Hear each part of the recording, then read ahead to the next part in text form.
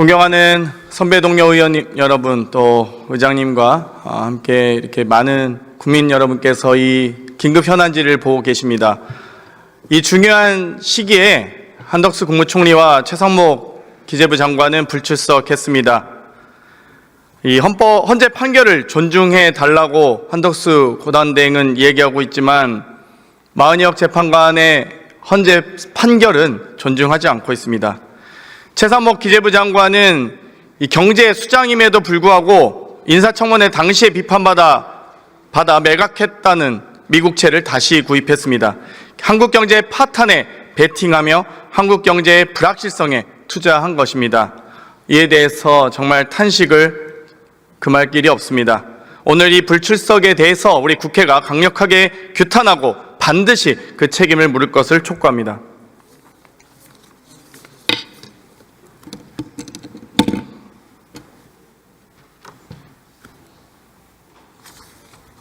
보건복지부 장관이 앞으로 나와주세요.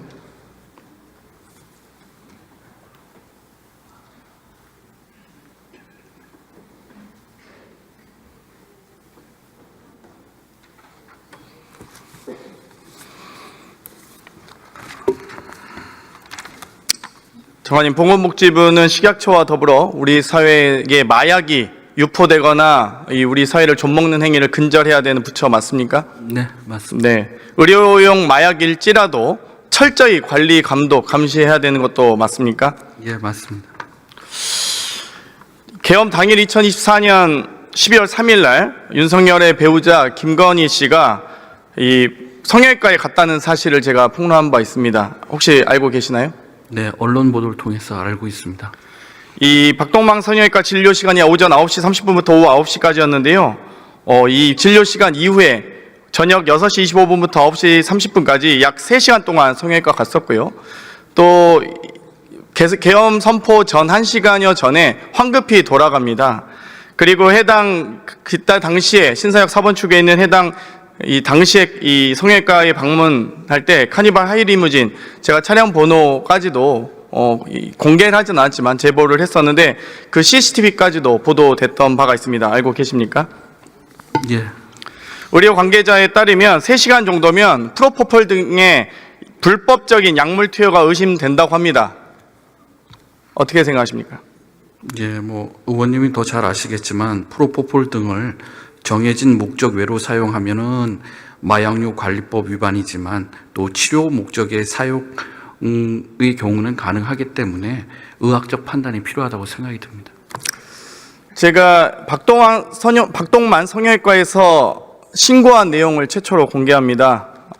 작년 12월 3일 계엄 당일에 50대 여성 환자가 이 박동만 성형외과에서 프로포폴을 투약했다라는 신고 자료입니다. 여기에 대해서 50대 여성만 지금 자료를 제공하고 있는데 이 마약 투여 관련해서는 환자의 주민번호, 질병 분류 기호 등을 보고하게 되어 있습니다. 알고 계십니까? 네, 그 식약처가 관련 규정에 따라서 아마 자료를 제출한 걸로 제보에 따르면 이 박동만 성형외과는 소수로 운영되기 때문에 이 많은 처방이 이루어지지 않은 것으로 파악되고 있습니다. 그렇기 때문에 아주 소수의 인원이 이 해당 병원에서 진료를 받은 것으로 알고 있고요. 여기에 대해서 개인정보에 침해되지 않는 범위 내에서 제가 이 자료 요구를 했습니다. 이 50대 여성이 몇 년생인지 혹은 주민번호 앞자리가 720902인지 또 50대 여성이 박동만 성형외과에서 프로포폴을 포함한 모든 내역에 대해서 제출해 줄 수 있는지 또 처방량을 단순히 한 개라고 하지 않고 모든 용량을 포함해서 표시해서 제출해 달라는 요구, 또 어떤 시술 명목이었는지도 요구하고 있습니다. 의료용 마약일지라도 오남용 사례에 대해 철저히 감시해야 되지 않겠습니까? 예, 아마 그 자료는 마약류 통합관리 시스템을 운영하고 있는 식약처가 관련 자료를 제출한 걸로 알고 있는데, 예. 개인정보 침해 안 됩니다. 이 사안은 공익적 사안이고요. 의료법 제61조에서 장관께서 직접 지시하시면 충분히 진료기록부 확보하실 수 있는 사안이기 때문에 제출해 주시기 바라겠습니다. 예, 관련 기관과 협의해서 법령에 따른 조치를 하도록 하겠습니다. 네, 돌아가다 주셨습니다. 경찰청장 사장님.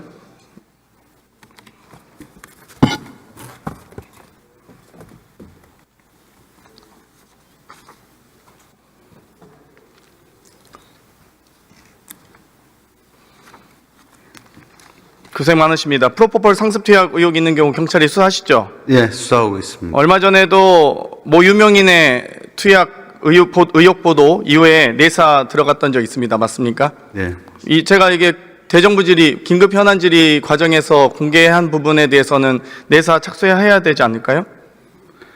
제가 직접 수사 지휘권은 없지만 국수본에 전달하도록 하겠습니다. 박동만 씨가 중국으로 피신했다가 돌아왔다는 제보도 있습니다. 그래서 이런 부분 다 포함해서 해주시고요. 이 마약 수사를 정말 전념했던 백혜령 경정, 좌천되고 정말 불쌍하지 않습니까? 왜 열심히 일하는 사람이 좌천되는지 모르겠는데 당시 김찬수 영등포 서장은 대통령실 갔다가 경무관 다셨잖아요. 그거는 뭐 이거는 개인의 그때 어떤 심사위원회에서 개인의 어떤 차장님께서 역량이나 기여도를 보고서 차장님이 추천하신 건가요? 네, 그렇습니다. 명단만 확인하시겠죠. 이 최은순, 김진우, 또 김건희 씨와 관련된 분들, 또 김충식 씨, 내연남이라고 알려진 분입니다. 이번 분에 대해서 신병 확보도 좀 필요하다고 봅니다. 어떻게 생각하십니까? 그 자세한 내용은 제가 아는 바 없습니다. 다만 이제 국수본에서 여러 가지 상황을 따라서 수사할 거라고 생각하고 있습니다. 네, 돌아가셔도 좋습니다. 국방부 차관님 앞으로 나와주세요.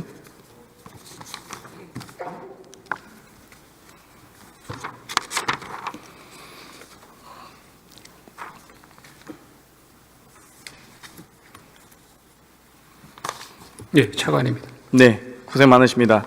제가 지난해 9월 10일 대정부 질문에서 김영현 국방부 장관에게 군 골프장 이용 내역을 이렇게 질의한 적이 있습니다. 8월 24일 날 윤석열과 김건희 두 분이 성남 골프장 이용했다고 질의했는데 극구 부인하면서 제가 옷을 벗을게요. 그러지 마세요. 라고 답변했는데 결국 태릉 5회, 남수원 1회, 구룡대 1회, 한산대 2회, 성남 1회 사용했다고 기재했습니다.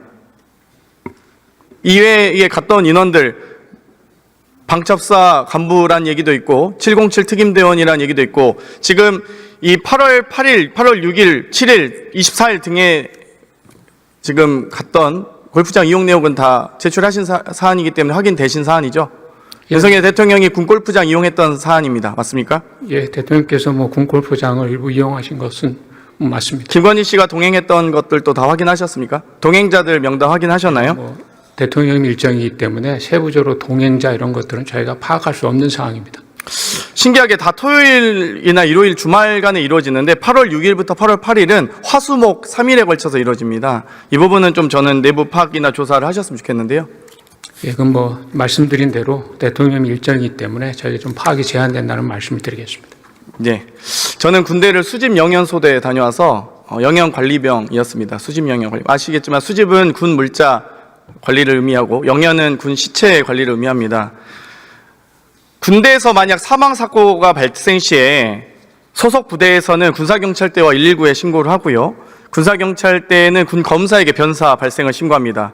그리고 군검사가 현장 감식반이 사망 현장에 도착한다 해서 일반적인 사망사건에 대해서 영연백이 필요합니까? 영연백 같은 경우는 평시에도 운영용으로 저희들이 확보를 해서 운영을 하고 그렇습니다. 있고요. 예. 제가 수집 영연소대의 이 군인 이 장병이었음에도 불구하고 영연백을 불출할 일이 없습니다. 대부분 다 폐품 8종으로 분류해서 비군사화해서 저희가 수집을 완료하고요. 영연을 불출할 것은 대부분 다 저희가 어떤 군사훈련 과정에서 이 전시 상황에 정말 매립을 위한 훈련만 했습니다. 영연백을 일반적인 상황에서 불출할 일이 없는데 24년 11월에 12월에 보통 일반적으로 1,800여 개를 보유하거나 구매하고 있다가 4,900개 그리고 윤석열 내란 수계의 석방 직후에 3,000개를 추가 발주합니다. 그러니까 비상식적으로 영연백이 많이 이렇게 구입을 하는 것에 대해서 제2차 비상계엄이 있는 거 아니냐 이런 우려까지도 있습니다. 물론 비상계엄까지 우려하지 않더라도 이렇게 비정상적인 영연백 구매에 대해서 어떻게 생각하십니까? 예, 그럼 계엄과 관련된 것은 전혀 사실이 아니고요. 저희가 22년도에 이제 영연백 관련해서 운용용만 갖고 있다가 그때 이제 연수 끝나고 이제 전시 비축용이 필요하다는 판단을 22년에 했고요. 그것이 이제 정상적으로 진행이 돼서 24년도 예산이 반영돼서 이제 말에 보급이 된 거기 때문에 전시 비축용 확보라고 이해를 하시면 될 것 같습니다. 육군 2군단은 종이관 1,000개를 또 구매하려고 하기도 했는데요. 최소 지금 구매 내용만 보면 1만여 개 가까이 됩니다. 근데 지금 갑자기 2021년, 22년, 23년 비축 계획이 다 1,000개에서 2,000개도 안 되는데 갑자기 5,000개, 3,000개 이렇게까지 구매하게 되면 어떤 국민이 지금 불안하지 않겠습니까? 지금 전시 상황에 준해서 전쟁 물자 비축하시나요? 예, 저희가 지금 중기 계획에 연간 한 3,000개 정도씩 해서 매년 확보하도록 계획이 돼 있는 것들이 일상적인 상황에서 영역배 필요하지 않지 않습니까? 불출 계획이 거의 없습니다. 불출할 일이 없어요. 전시 대비 비축은 일상용을 대비하는 것이 전시 아니고 대비해서 그때 전시 상황에 준비하셔도 대비하는 되잖아요. 것입니다. 영역백 준비하는데 영역백이 뭐 엄청난 기술이 필요하지도 않습니다. 그렇지 않습니까? 뭐 저희들이 전시에는 발생할 수 있는 다양한 그런 상황에 대비해야 되기 때문에 충분한 양을 확보해야 된다고 생각합니다. 저희들. 많은 군 법무관 분들의 제보에서도 이 군 법무관들마저도 수많은 시체를 봐왔지만 단 한 번도 영연백을 본 적이 없다. 군에서 시체를 만질 일이 없다. 모두 병원에서 조사한다. 이런 상황입니다. 그런데 갑자기 군에서 영연백을 많이 확보한다? 아무리 전쟁물자 비축을 위해서 대비 태세를 강조한다 할지라도 너무 과다하다고 보고요. 여기에 대해서는 좀 특히 윤석열 대통령의 석방 직후에 추가 발주가 이뤄지는 부분들, 이런 부분들은 당연히 오해할 수밖에 없다고 생각합니다. 어떻게 생각하십니까? 22년도에 저희가 그것을 시행했다는 말씀을 드립니다.